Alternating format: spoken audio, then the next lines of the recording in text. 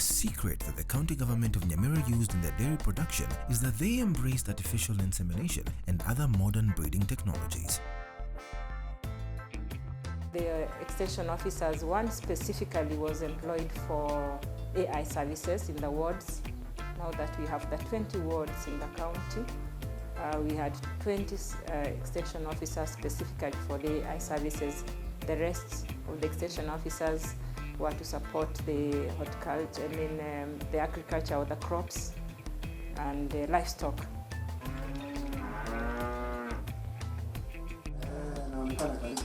Evans Nyabere Achoki is a renowned dairy farmer in Kiangeni in Nyamira County's Borabu district.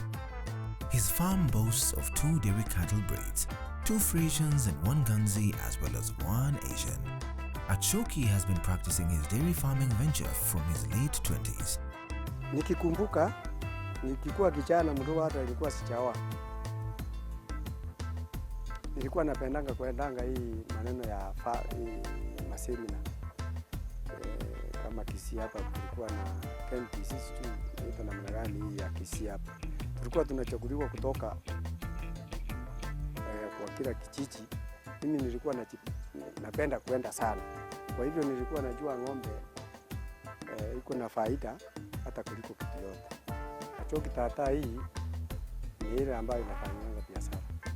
Kwa saa hii nafuga ng'ombe na ndizi na hii majani. My name is Joseph Borina. I'm a businessman and I have a passion in farming. So that's why you see what you're seeing here. It's my passion and I like it. So in Kisii, I saw there is a big gap in terms of milk. Kisii town used to get milk from Bomet County. So it's a gap. We just been there. So we decided to bridge that gap. The farm is now 1.5 years old. Currently, I have 13 cows.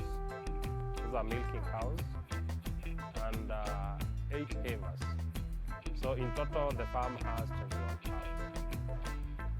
And currently, I'm producing averagely 190 liters of milk per day. We started small.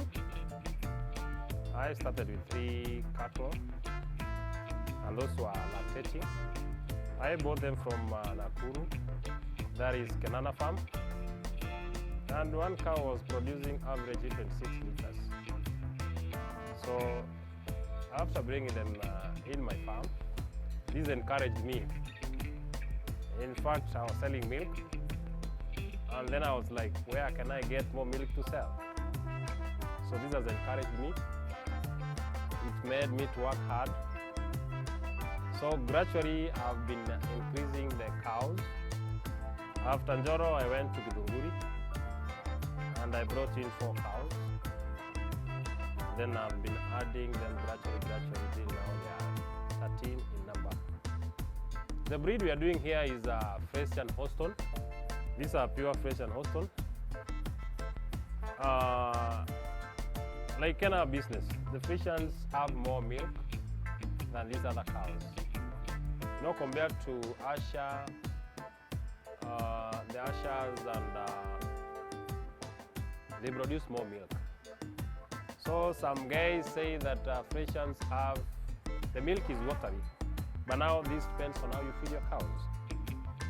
With proper feeding from the Frisians, you get more milk and quality milk.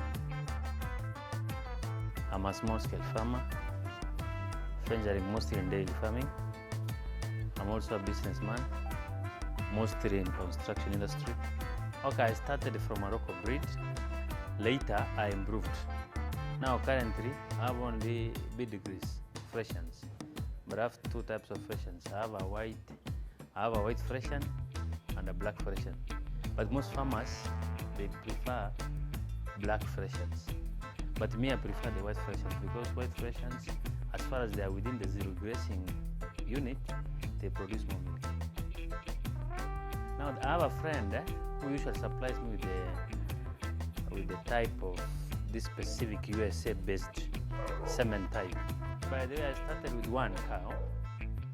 That one cow, I served it twice with a sexed semen, which later gave me a very young, energetic calf, which after 2 years, I had now 2 cows. But after some time, after I improved my business, I went and purchased 2-3 more freshens from the Kirani farm. Dairy farming is the only business that have a ready market.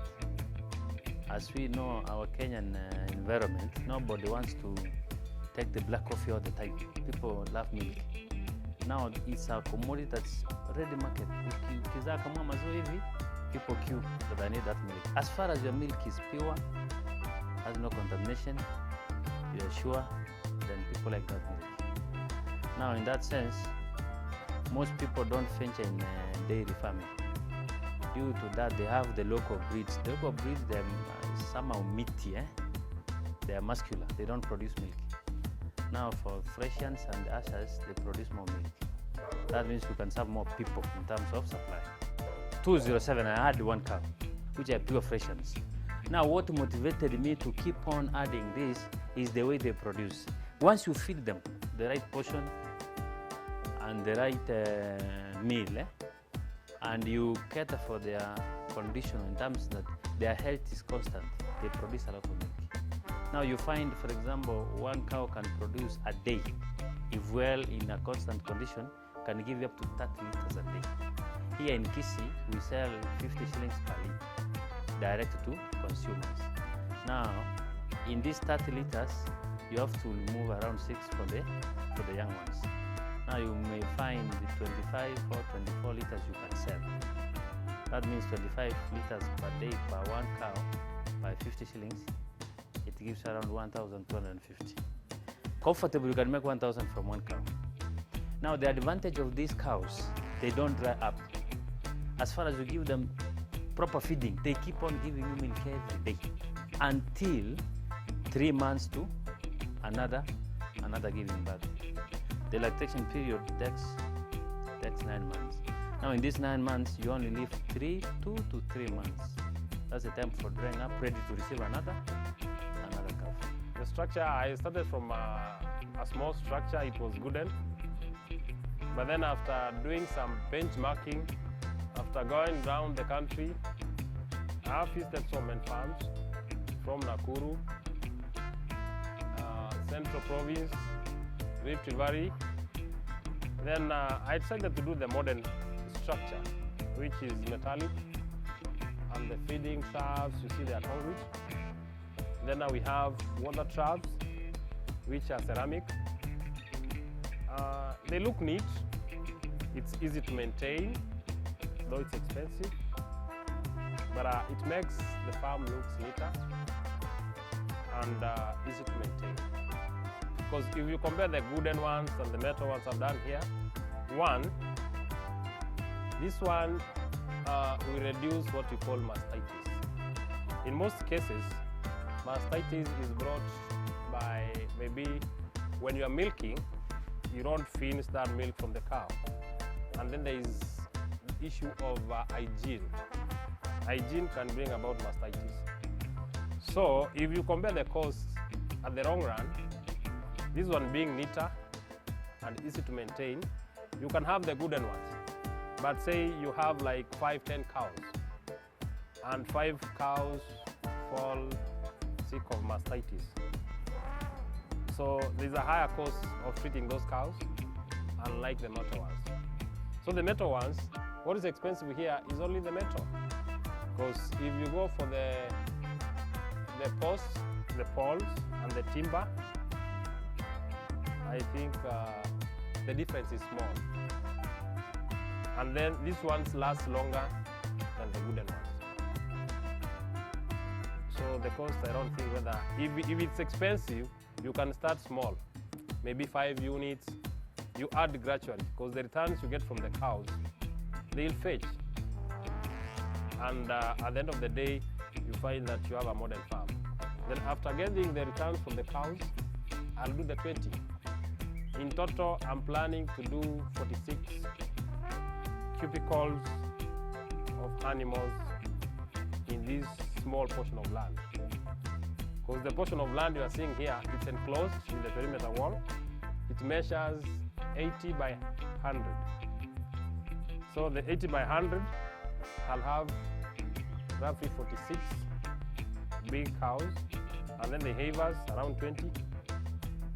I also intend to bring in the sheep, because after the remains, when the cows feed, the remains, they don't feed on those remains.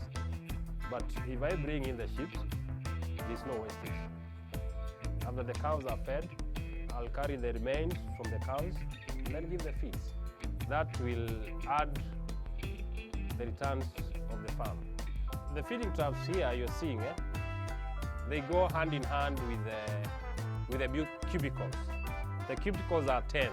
We've divided the feeding troughs into 10 portions. But you are seeing the metal paths, it's closely spaced. The spacing will limit cows from moving. And maybe you have a harsh cow which likes knocking others. So once it gets in, it just feeds, then it has to get out. That's why you are seeing the small spaces. So the mattresses you are seeing here, one, these are high-producing animals. They need comfort. The floor is a cement floor. So in most cases, you find that it's wet. So this might cause some diseases to the animal. So to prevent that wetness and to give the cow that comfort, that's why I decided to bring in the mattresses. And they are easily washable. We wash them every day. So very early in the morning, when my guys wake up, they start with milking, then they wash. They also wash the mattresses and hang them for around 30 minutes to dry up. To date, several counties have visited our county to learn from us on what we did, particularly when we tell them that we sent the bulls on leave. I think several of those ones who were sent on leave may have been slaughtered by now. So we're intending to have export of milk when we fully grow into this particular sector.